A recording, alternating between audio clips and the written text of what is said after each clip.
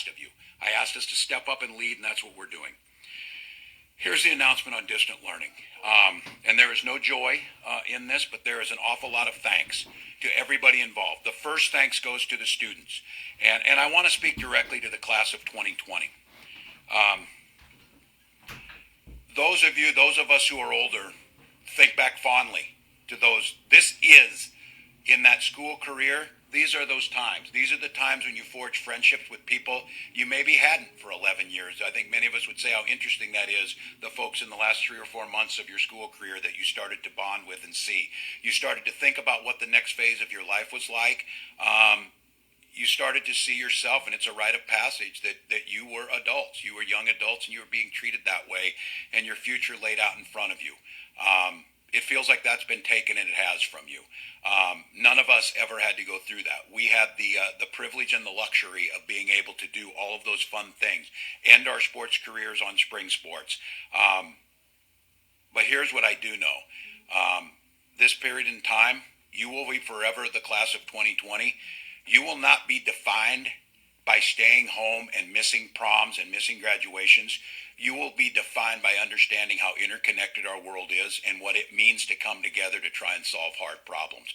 I would venture to say that the closeness of the classes of 2020 will be much closer than any other that came before. This ties you together in a way that has not been ever seen.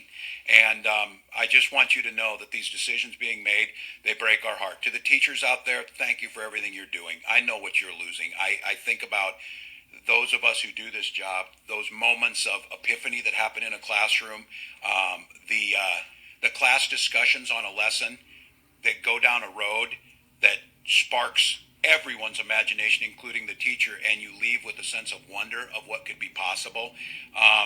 Those are all being denied. You're learning new ways to deliver distant learning. And I also want to be very clear.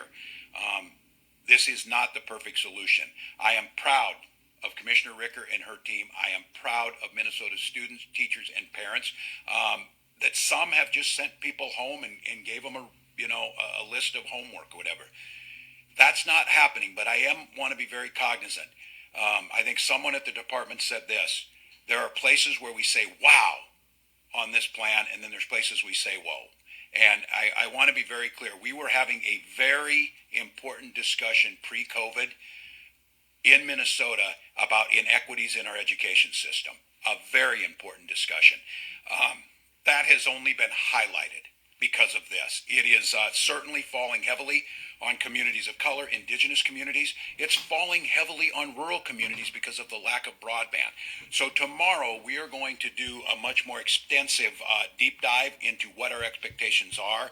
But today's executive order will continue distance learning to the end of the school year with modifications and I think attempts to try and offset what are clearly inequities that are being exacerbated by this. So we'll keep looking on that and keep bringing you back. But again,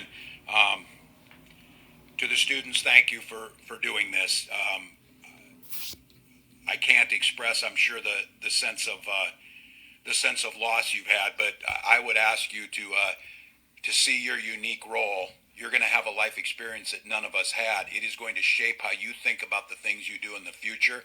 And I, for one, am very hopeful about that. I think you're going to think with a forward lens to make sure that we don't end up in situations like this again.